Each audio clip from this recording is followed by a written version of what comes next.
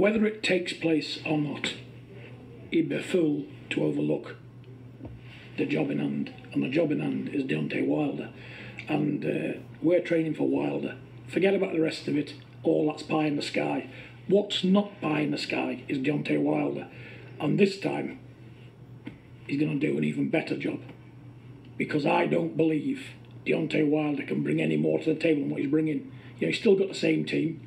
You know, he's still got them around him, and I don't know what they can teach him, what they didn't teach him last time. All he's going to get this time, Deontay Wilder's probably smashed to pieces a lot earlier, a lot sooner. But listen, there's more to it again. He'll see another game plan coming from Tyson, different to what he's seen last time. So Wilder's not going to know what's hit him, to be honest with you. It's a mistake on his team's part, putting him straight back in. I would not have done that.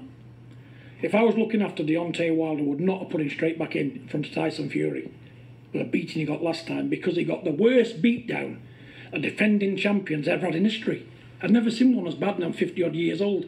Never seen a beatdown like that from a defending champion, but he got it. And it takes time to come back from that. Wow. Those are the words of John Fury, and that's a lot to take in. John Fury is not a man that's lost for words. He had a lot to say in a very little time. But what he did say was a handful, and let's counterpunch what he said. He said that, first of all, Tyson Fury would be a fool to overlook Deontay Wilder. Why? Because Deontay Wilder can punch like a mother sucker. Alabama sledgehammer. He has the punch. He does. Where was the punch that night? $1 million question. Okay? Because he was able to deliver it, able to throw it, land it, or whatnot. Okay? So, it's one of those things. However,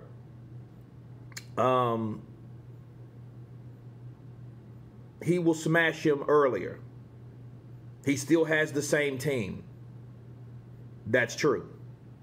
You know, what can they teach him that they didn't teach him last time? That's also true. Okay, now let me counterpunch that, because those were also further words from John Fury. John Fury said that, hey, he still has the same team, which is true. So the question you ask yourself, what can someone else do? You know, what can the same people do, rather, that can get him ready that they didn't do the last time? That makes a lot of sense. However, Wilder, he did bring in 2 more people. Now, what these 2 people will bring to the table, who knows? Are they specialists? Or are they extra sparring partners that help with the style of Fury? Who really knows? We don't know. You know, because basing on what the hand-to-hand, close-quarters combat between infighting, mid-range fighting between Tyson Fury and Wilder was, Wilder beat him to the punch. He beat him to the punch, and when they got close, Fury knew how to hold when he got his punches off. You know, Wilder needs room to throw those punches. So Wilder's going to have to get those punches off sooner. Now, the same people are there. We know about the snakes in the grass. I did a total different video about that, which I will release in time. But John Fury's right in theory. You know, if the same people are in his team, will those same people teach him the same thing or something new that he didn't do before?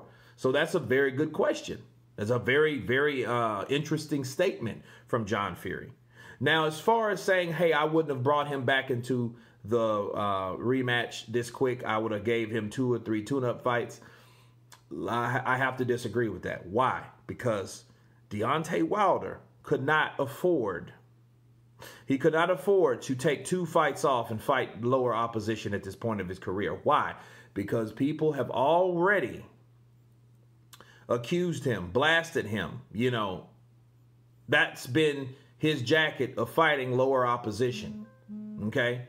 And he's at a point of no return. He can't go back and fight 2 people. He has a contract, and he has a certain time frame to that contract. So if he did, you know, if it was the best idea to fight someone else, then, you know, to get his confidence and stuff back, if it was a good idea, the rematch could slip between his hands. Let me give you a prime example. Look at Oscar De La Hoya and Floyd Mayweather, and that fight was nothing like the fight we seen in February. However, Oscar De La Hoya, being the cash cow, had the rematch clause.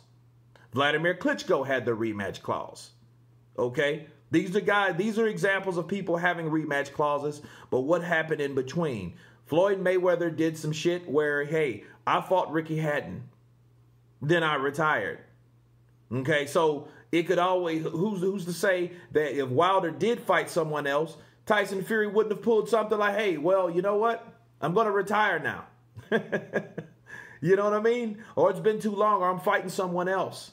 So, no, Wilder, I think it was imperative for Wilder to come right back in there because it's a point of no return, because I think the only window of time that he had was to fight Tyson Fury right after. You know, and then plus, what is that saying to his rival? Joshua did it last year when he took his first L. Deontay Wilder better be able to do it too. You're going to have skeptics all over the place. So, no, Wilder could not do that. He couldn't afford to do that. He had to take this fight. He couldn't take two. He couldn't fight Adam Kalnaki, then someone like Charles Martin, then come back to Fury. No, because by the time the time that fight gets negotiated after he's already fought twice, Tyson Fury, for one, could have lost the belt to someone, you know, or started fighting Anthony Joshua. And if he starts fighting Joshua, who's to say he would ever get the opportunity again? Because there's too much money between those two guys being champions at the same time, being from the same place. Counterpunch. So, no, I don't think that's a good idea. Now, will he be any better? Only time will tell. You know, but the thing I give Deontay Wilder is a puncher's chance because he's still a dangerous opponent. He's a dangerous opponent to anybody that he can hit. Now, if you can't hit Tyson Fury, okay, the same shit's going to happen probably sooner like John Fury predicted, because he predicted the same thing last time. People forget. That's why this interview is so important to me, and it piques interest because John Fury, he already counterpunched. Wilder will be stopped, and Wilder was. And I think John Fury said like something like 8 or 9 rounds, didn't he not? So yes, that's exactly what happens. That's why this interview is so interesting. And John Fury, again, is sticking to his guns. Now, the question I do ask myself is, okay, what he's saying that Tyson Fury's focused on, what he's saying that Tyson Fury's training to, who he's training to beat, Deontay Wilder. You know, it just has to, it lets me know, and I have to ask the question, right? How close is he during the training camp with Javon and Tyson? So he must be pretty close to say these type of things, you know, or is he saying something that sounds good to be saying it, or is he really seeing evidence of Tyson Fury actually training for this particular fighter?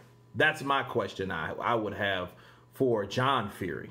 But anyway, these are the comments of John Fury. You guys tell me what you think. Of course, please subscribe.